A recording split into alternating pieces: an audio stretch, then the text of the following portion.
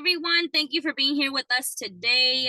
Missy and I are going to be giving you a debrief from chapter 14.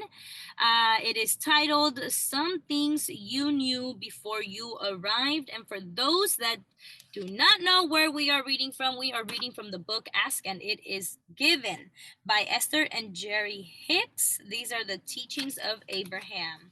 So I will go ahead and kind of get started. I like to always get started because Missy might just take my golden nuggets. You know what I'm saying? I share. I like to share. I like to share once I throw them up. I'm just kidding. Eat first. No, I'll share a little bit of what really. There's a lot here. You know, I think that there's always a lot, especially when it's something new. You know, everything just makes sense and you want to just highlight everything. But one of the things is the way that it started, right? It started off with, it is helpful to remember that you are creators who have come into this leading edge time, space, reality to experience the joy, wow, of directing source energy into the specifics of your physical life's experience. I'll tell you something so interesting. As I'm reading this, before I even give you the debrief, I'm thinking to myself, why is it called time space reality? Like, as I'm reading it, and you know what came to my mind? It came to my mind because it says that the universe, at least this is what came up for me, in the universe, there's no such thing as time and space. But because we live in a physical world, there is a time-space reality to what we see. But in all reality, the truth is, out in the universe, there is no time-space. Mm-hmm. That's so interesting how as I'm reading this to debrief, I'm like, why? And then I'm like, oh, it makes sense. Time, space, reality, because we are living in a reality that does worry about time and space. So it says basically that when we made the decision to come into the physical body that we are in now, we knew that we were the creators and that the earth environment would inspire our specific creation. And what I put on the side here as an annotation is always come back to yourself. We knew what we were coming to do. So sometimes I've heard many times in the past before where other people try to tell you what to do or what you should do or what you're so good at. But in all reality, the only person that knows exactly what you're good at is yourself. When you tune in with yourself, when you ask yourself. Now, this is not a thing that will happen from one day to another. So you ask and then tomorrow you get it. No, it's going to take time, especially if you're not used to listening to your intuition, which is the one that gives you the answers, the responses, the questions, the things that you need to hear to move you one step closer. So it'll be practice, but man, if you just come back to yourself, to your inner knowing. And then I wanted to fast forward. It basically says that one of the things that we also knew coming here was that our work was to direct our thoughts. And in doing so, your life will unfold. And I feel like this is so powerful because I've been told many different styles or many different forms or ways of living life. And a lot of people live life from the end result.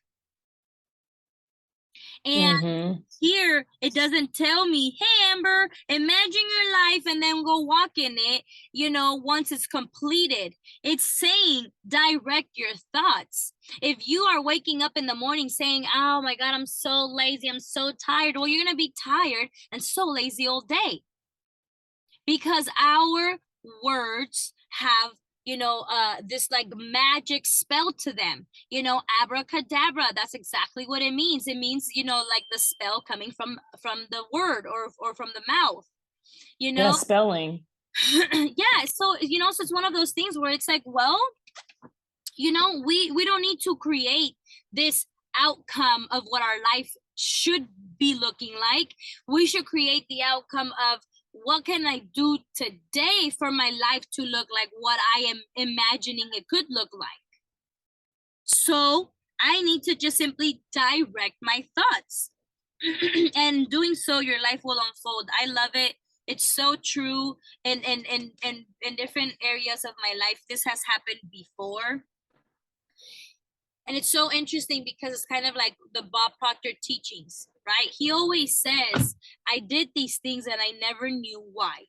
I never understood how did I go from, 3,000 a year to, my first 100,000 in 1 year, right? And so he always kept thinking, I just didn't know how I did it. And this is a perfect example. I don't know how I've been able to achieve certain things in my life. It's that, incompetent, that unconscious competence, right? You have the ability to do something so unconsciously. Now, this is definitely a muscle that if you don't use, you lose. So here we are, right? Finding myself all over again in terms of like, who am I? How am I thinking? How can I tune back into my own personal knowing? Because as I am turning 33, this 33 years of programming, of society, of school, of my family, my culture, my religion. So every year that passes by, you have to try to identify, who am I this year? What parts of me are going to come to fruition this year? What parts of me do I need to let go of? So I really, really like that. Oh my God. Here's the last one. I'm going to share the last one and then I'm going to take it, girl. This other one, I love it. And it is called the buffer of time. Man, Lord knows he did this for me. Well, he did it for all of us, but I feel like he did it for me. Okay. It says right here, we refer to the time between your offering as a thought and its physical manifestation as the buffering of time. That is a wonderful time of offering thought, noticing how it feels, adjusting the thought to achieve an even better feeling, and then in an attitude of absolute expectation, enjoying the gentle, steady unfolding of anything and everything that you have concluded as your desires. I love the buffer of time. Sheesh! I'll tell you why. I love to talk shit. I'm a jokester, right? And so I'll tell you something, because we do have to be careful with our words, because our words are very powerful, and the universe doesn't know if I'm doing it maliciously or unmaliciously, if I'm doing it, to be funny or to not be funny. It's going to hear what I am saying. So even though I may be talking shit and making a joke, or even to myself, this buffer time gives me the opportunity to realign myself and say, well, hold up, we were just kidding. We love you. We have love, we have respect. We're able to change it. For example, if you're so programmed, once again, and I feel like I use this example a lot because this was me a lot, right? Early in the morning, I thought I was not an early morning person. Man, you were lucky. Like, I think for the first 5 years, 6 years of my son's schooling, he was late every single day. And not because I lived 10 minutes away from the school. I just couldn't get up from bed. But I couldn't get up from bed because what I just said is what I would repeat every single day. Oh, we're late again. I couldn't get up from bed. I'm so tired. I feel like this. I feel like that. And so all of these were just repetitive affirmations. They're affirmations. I am affirming something to be true to me. Unfortunately, it's on the negative side. Unfortunately, is what I don't want to continue happening that I'm still affirming, so it continues to happen. Right? So this buffer time is what allows you to probably sit there and say, oh, I'm so tired, and then be like, wait, but I got shit to do. So today's gonna be a great day. I'm gonna go have myself a coffee. My energy is gonna all of a sudden shift. No one says you cannot take a goddamn nap, okay? I'm not saying you don't gotta take a nap and fucking be, zombied all day. I'm just saying, get up. Change the vocabulary. there is buffer time, meaning that you can talk some nonsense and still be able to take back and say, hey, Amber, I forgive you for being ignorant and speaking from an area of unknown. And I forgive this XYZ person for shaking my tree, which I should be stronger than that, but I'm going to send this person love. Boom. Biology in the inside changes, the energy changes. By the energy changing, the frequency changes, and then now the universe can give me something positive versus whatever negative shit I was saying at first. So yes, real good, it says next to that statement. So, love, I will leave it up to you. So I definitely wanted to go back to where it mentioned that, when we arrived here, there were a lot of things that we already knew. So that, like you were saying, that inner knowing.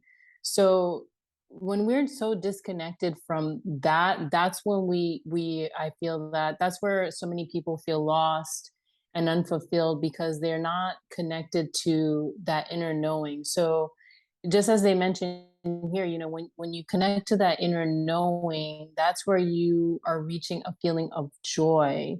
You're getting the things that you desire. And that just really shows how important it is to really just listen to what you're feeling. And like you mentioned, as far as your thoughts, because your thoughts also play a factor into your emotions. So this is something that is just being really, really drilled into our mindset, into our awareness, I feel, with this book, is they've been saying this for like a good amount of chapters so far. Like, I think the last chapter for that, and the one for that. So this is something that they really, really, this is a key element that we really need to master. Just by repetition, is definitely our thoughts that basically convey certain emotions, and just really just following that, because ultimately, that's what's going to lead us to, our what we're really here to create, and our true desires. So let's see what else. And then just to kind of continue with that thought, in the end, the last chapter there, it says, your awareness of the way you feel will give you the clarity you have been seeking. So you will never be lost again in the desert. So I think that is just a beautiful point, to just really, really follow the way that we're feeling about certain things that we're doing in life altogether, instead of really just following the crowd, because so many people have different emotions. Everyone has their own path that they need to go down. Not to say that what some people might be saying to us is something, wrong or whatever, but ultimately we came here with something that we wanted to create, an experience that we wanted to have. So just, having that availability to us to really just be able to experience life in a way that only we truly, know that that's like the it thing that we're looking for. Yeah, just really just following the way you feel altogether. I think that that's just really, really key. So no matter what other people may say, just to really just stay true to your inner feelings, your inner emotions that are really just guiding you to where you want to go. And I love the fact that, like you're mentioning with the buffer time, like, yo, you have time to make, what you want even better. So it's like, why not utilize all these? It's almost like bonuses. Like like, I really just see this almost like a video game. It's like you have like a buffer time. So like you have, okay, you can go into like this little area and then like recreate, like, okay, let me look at this again, and then like let me make it even better. Like you have time to do all that. And if that's not magical, I don't know what is. But I just think that this book has definitely opened my awareness as to how amazing we can truly create our life, and that we really need to start, utilizing these tools to really just do so, and really just create the life that we want, and it doesn't matter, like, you can start whenever you want from wherever you want, and just, you know what I mean, as long as you start and you have a clear direction of where you're going to go, instead of, you know what I mean, that I think that's the key element too, is just to really have a real focus on where you're going, like, you know, this is what where you're headed, and along the way, it, you know what I mean, like, that's just true fulfillment when you just stay on track. So yeah, I'm loving this book, I'm loving it. I'm really, really excited, and I can't wait to really continue to master a lot of these key elements altogether, um, and just see where this is going to take so many people. Because I feel like you said, that our minds and the way that we're thinking, that's creating a lot of the unhappiness in this world. So I'm really excited for everyone that is on this journey with us. Um, it's going to be amazing. It's going to be beautiful. So keep creating amazing and beautiful things for yourself, for others around you. There is no limit to what you can create. So just go big and make it the best life experience that you could ever dream of. Because why not? You got it like that. And the universe has our back. So I hope you all enjoyed this debriefing with us. And definitely, as always, please share your experiences, leave some comments. We'd love to hear your feedback as well. And yeah, let's continue to support each other on this journey. Love you all. Thank you, Amber, so much.